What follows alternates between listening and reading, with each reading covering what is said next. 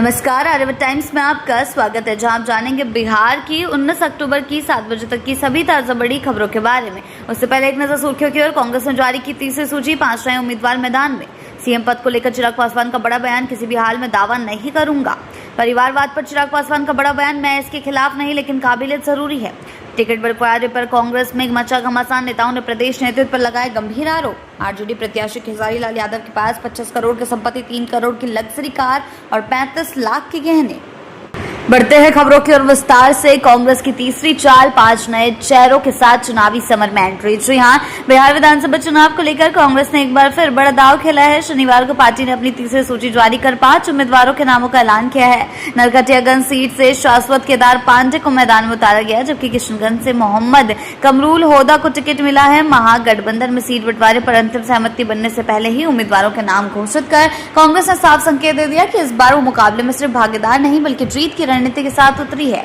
बढ़ते हैं अगली खबर की ओर। कांग्रेस का नया दांव, तीसरी लिस्ट से बड़ी सियासी गर्मी। जी हां, बिहार विधानसभा चुनाव की सरगर्मी के बीच कांग्रेस ने शनिवार को अपनी तीसरी लिस्ट जारी कर 5 नए उम्मीदवारों को नामों का ऐलान किया है। नरकटियागंज सीट से शाश्वत केदार पांडे और किशनगंज से मोहम्मद कमरूल होदा को मैदान में उतारा गया है। बढ़ते हैं अगली खबर की ओर। पहला चरण पूरा, नामांकन के साथ बड़ी सियासी हलचल। जी हां, बिहार विधानसभा चुनाव के पहले चरण के लिए शुक्रवार को नामांकन की प्रक्रिया संपन्न हो गई है। 121 सीटों पर अब तक 1250 से अधिक उम्मीदवार मैदान में उतर चुके हैं, जहां सत्तारूढ़ एनडीए आत्मविश्वास से लबरेज नजर आ रहा है, वहीं विपक्षी इंडिया गठबंधन में रणनीतिक भ्रम की स्थिति दिख रही है।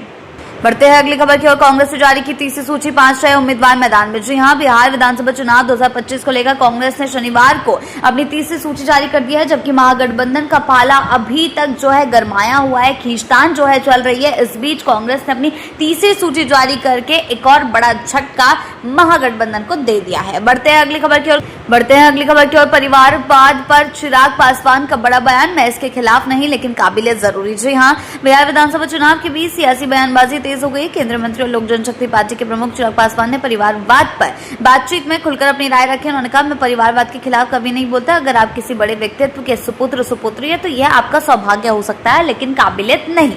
बढ़ते हैं अगली खबर की ओर। टिकट बंटवारे पर कांग्रेस ने मचा घमासान, नेताओं ने प्रदेश नेतृत्व पर लगाए गंभीर आरोप। जी हां, बिहार विधानसभा चुनाव के बीच कांग्रेस पार्टी में आंतरिक कलह खुलकर सामने आ गई है। टिकट बंटवारे को लेकर प्रदेश के कई वरिष्ठ नेताओं ने खुले मंच से पार्टी नेतृत्व पर पक्षपात और मनमानी के आरोप लगाए हैं। पटना में शनिवार को कांग्रेस के रिसर्च सेल के अध्यक्ष आनंद माधव, पूर्व प्रत्याशी गजानन शाही, छत्रपति तिवारी, नागेंद्र प्रसाद विक्कल, रंजन सिंह, बच्चू प्रसाद सिंह और बंटी चौधरी सहित कई नेताओं ने प्रेस कॉन्फ्रेंस कर प्रदेश प्रभारी कृष्णा अलोर और प्रदेश अध्यक्ष राजेश राम पर गंभीर आरोप लगाए।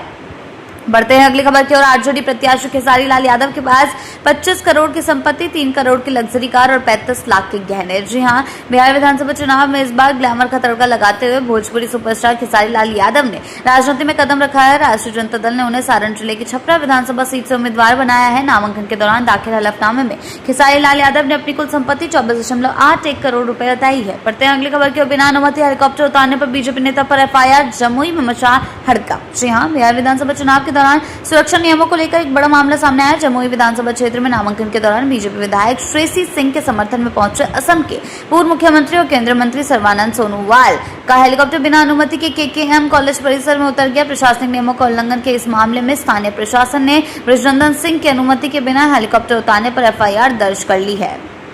बढ़ते हैं अगली खबर की ओर। चुनाव ड्यूटी पर एएसआई अब्दुल हमीद की हार्ट अटैक से मौत। जी हां, समस्तीपुर के खानपुर में चुनाव ड्यूटी पर तैनात स्पेशल फोर्स के एएसआई अब्दुल हमीद की अचानक तबियत बिगड़ने से मौत हो गई। वे जम्मू कश्मीर के बारामूला जिले के निवासी थे।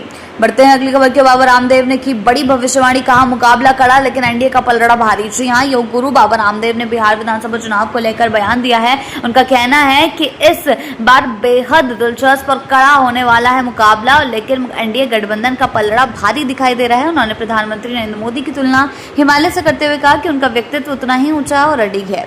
बढ़ते हैं अगली खबर की ओर। लोक गायिका मैथिली ठाकुर की संपत्ति 2 करोड़ रुपए, गायकी के अलावा अन्य स्रोतों से भी कमाई। जी हां, बिहार विधानसभा चुनाव को लेकर जो हलचल है वो मची हुई है। बीजेपी उम्मीदवार मैथिली ठाकुर ने अलीनगर विधानसभा सीट से चुनावी मैदान में कदम रखा है। हलफनामे के मुताबिक मैथिली ठाकुर 2 करोड़ रुपए की संपत्ति की मालिक है। गायिका के अलावा उनकी आय के अन्य स्रोत भी। उन्होंने कहा कि संकल्प है कि अलीनगर को आदर्श नगर बनाया जाए और जनता का विश्वास और आशीर्वाद उनकी सबसे बड़ी ताकत है। बढ़ते हैं अगली खबर की ओर। पहले चरण के लिए नामांकन प्रक्रिया पूरी, 1250 से अधिक उम्मीदवार मैदान में। जी हां, बिहार विधानसभा चुनाव के पहले चरण के लिए नामांकन दाखिल करने की प्रक्रिया शुक्रवार को पूरी हो गई है। इस दौरान सत्तारूढ़ राष्ट्रीय जनतांत्रिक गठबंधन अपने चुनाव अभियान में आत्मविश्वास दिखा रहा है, जबकि विपक्षी इंडिया गठबंधन में भ्रम की स्थिति नजर आ रही है। निर्वाचन आयोग के अनुसार पहले चरण के 121 विधानसभा क्षेत्रों के लिए अब तक 1250 से अधिक उम्मीदवारों ने नामांकन दाखिल किया है।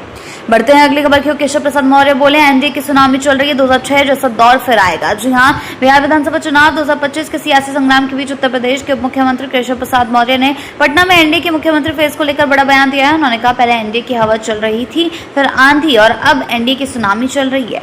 बढ़ते हैं अगली खबर की ओर। बिहार चुनाव 2025 पहले फेज में नामांकन बढ़ा, महागठबंधन में सीट शेयरिंग पर उलझन। जी हां, बिहार विधानसभा चुनाव के पहले चरण के नामांकन के आखिरी दिन गुरुवार को बड़ी संख्या में उम्मीदवारों ने पर्चा। इस बीच महागठबंधन में सीट शेयरिंग को लेकर फाइनल तस्वीर अभी तक नहीं बनी है। कुछ सीटों पर दो घटक दलों ने एक साथ एक दूसरे के खिलाफ ही उम्मीदवार उतार दिए हैं। कहा जा रहा है कि कहलगांव, बिहार शरीफ समेत कई अन्य सीटों पर महागठबंधन के बीच फ्रेंडली फाइट देखने को मिलेगी। बिहार की ऐसी ताजा बड़ी खबरों के लिए जुड़े रहें आर्यावर्त टाइम्स के साथ ही चैनल को सब्सक्राइब करना ना भूलें और हमारी फेसबुक और वेबसाइट के साथ भी जरूर जुड़ें। ऐसी ही अपडेट्स के लिए जुड़े रहें आर्यावर्त टाइम्स के साथ ही चैनल को सब्सक्राइब करना ना भूलें और हमारी फेसबुक और वेबसाइट के साथ भी जरूर जुड़ें।